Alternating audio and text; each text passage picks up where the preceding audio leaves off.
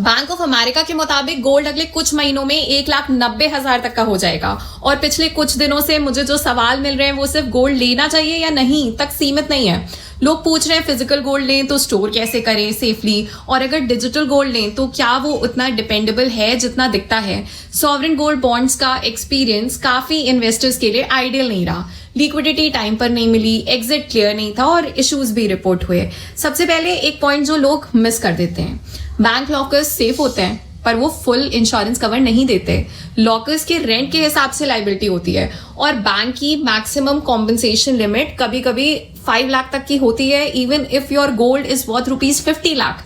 इसलिए problem gold को लेकर नहीं, प्रॉब्लम है गोल्ड को मैनेज करने और लिक्विडिटी क्रिएट करने की। अब देखते हैं गोल्ड स्टोरेज के ऑप्शंस। ज्वेलरी में मेकिंग चार्जेस लगते हैं और रीसेल पे लॉस होता है। लॉकर्स सिक्योर है पर कॉस्ट बढ़ती है और एक्सेस लिमिटेड होता है। डिजिटल गोल्ड कन्वीनियंट लगता है पर काउंटर पार्टी रिस्क और रिडम्पशन क्लैरिटी का सवाल। और इसलिए डिस्कशन अब ये नहीं है कि गोल्ड लेना चाहिए या नहीं, डिस्कशन ये है कि गोल्ड को कैसे पोजीशन और यूज किया जाए। एक अप्रोच जो ज्यादा लोगों ने अडॉप्ट किया है, loan against gold.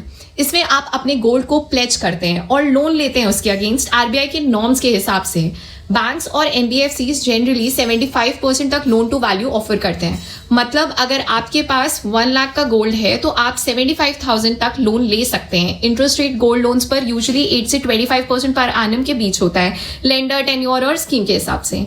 Loan tenure flexible होता है 6 से 36 मंथ्स तक। लोन रीपे होते ही आपका गोल्ड वापस मिल जाता है और बीच के टाइम में आपने जो पैसे लिए वो कैपिटल प्रोडक्टिव यूज में आ चुका होता है। पर यह भी ध्यान रखें, अगर लोन टाइमली रीपे नहीं किया तो लेंडर गोल्ड को ऑक्शन करके रिकवर कर सकता है।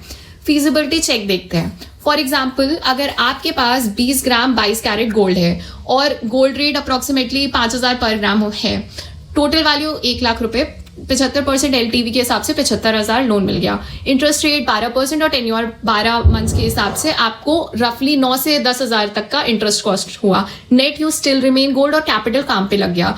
इस अप्रोच में गोल्ड सिर्फ स्टोर नहीं होता, गोल्ड से लिक्विडिटी मिलती है।